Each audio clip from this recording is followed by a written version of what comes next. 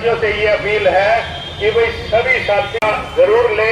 ऐसा नहीं है कि नहीं, एक साथी कह रहा था भाई ये नहीं रुकती भाई, ऐसा नहीं है कि नहीं रुकती। आज से पहले भी बहुत सारी चीजें हम लोगों ने रुकवाई हैं, आप लोगों ने मेहनत कर टाइम कम है, साथी ने 1 मिनट का ही टाइम, थोड़ा कष्ट सहन करना पड़ेगा। एक बार पेंशन हरियाणा में लागू करी थी, उसको गुना देगा 100 रुपये है, तू 100 रुपये दे दे तो कष्ट मिल जाएंगे। तो ताई नाम 100 रुपये दान करती है, तो वो जमीन खान ने बदल कर बोला कर करके चले गए। पूरी इंतजार करी चलो 10 लाख के कुड़िया में कदे आवा कदे जावा कदे आवा, वो तो 4-5 बार गई। वह बैठी बैठी बेचारी तरह रखते थे, तो उन्होंने 200 रुपये मिलके शांत तो होकर घर आएगी। साथियों फिर बज नहीं आगे, वो बोले बोला भाई दान करो, तो दान करेगा भगवान दुगने देगा। बुढ़िया खड़ी हो गई, बोले बेटा बात तो साथी को तुम मिले तो दुगने है। अगले वक्ता के रूप में आएंगे विशाल बनवाला, circle secretary Karnal. Circle secretary Karnal, 2 नारे अपील।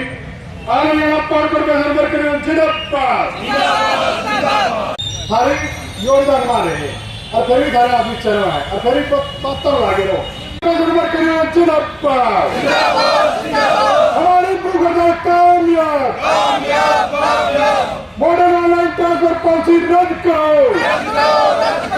बिजली मंत्री मुर्दाबाद, बिजली मंत्री मुर्दाबाद,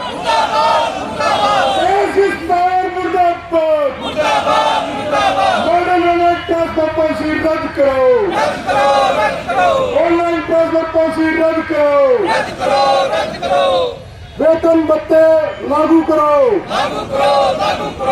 विशाल सब यूनिट से शुरू होकर आज चीफ लेवल पे पहुंच गए साथियों। लेकिन इस गूंगी बहरी सरकार को जगाने के लिए साथियों एक तो संख्या पे ध्यान रखना पड़ेगा साथियों। जितनी ज्यादा से ज्यादा संख्या होगी और जितने अपने साथियों को समझाने में कामयाब होंगे साथियों, सरकार पर उतना ही दबाव जाएगा साथियों। लेकिन नहीं तो ये सरकार सुनने वाली नहीं है। पहले तो हमारे नारे होते थे कच्चों को पक्का करो, पुरानी पेंशन काफी चीज, लेकिन साथियों ये सरकार बीच बीच में कुछ ऐसे मुद्दे उलझा देती है साथियों, जैसे ऑनलाइन पॉलिसी है। सरकार ने ऑनलाइन पॉलिसी का ऐसा कर दिया, पिछले मुद्दे भूल जाते हैं साथियों। इससे लड़ने के लिए साथियों एक होकर लड़ना पड़ेगा। आपने ये भी पता है पार्लर में जो संगठन है उनकी क्या नीतियां साथियों, वो तो एक बार अपना हल्ला उल्ला करके साथियों ऐसे बैठ जाते हैं साथियों, क्योंकि हमारा ही संगठन है 2014 से जो इस सरकार के विरुद्ध अभी विपक्ष का भी काम कर रहा साथियों। तो इस सरकार को जगाने के लिए एक होके लड़ना पड़ेगा साथियों, जब ये सरकार झुकेगी। और जो भी यूनियन के प्रदर्शन और जो भी यूनियन की स्ट्राइक आएंगी साथियों, उसमें बढ़ चढ़ कर भाग लेना पड़ेगा साथियों। जो मैं तो ये आश्वासन दिलाना चाहूंगा, जो 12 तारीख की हड़ताल आएगी, करनाल सर्कल का एक एक कर्मचारी उस हड़ताल में भी भाग लेगा। धन्यवाद साथियों। मैं 2 नारों के साथ अपनी वाणी को विराम दूंगा।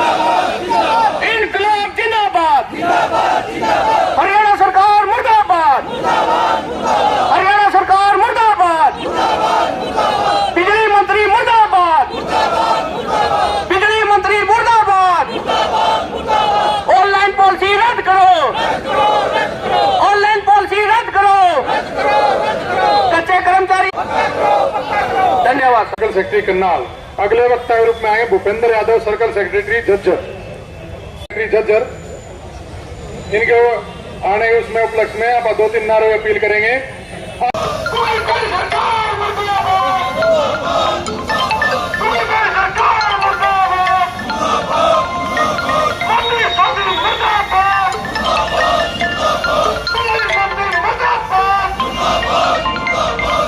धर्मराज कुंडू संचालन कर रहे साथी विकास दहिया, सर्कल सेक्रेटरी रोहतक।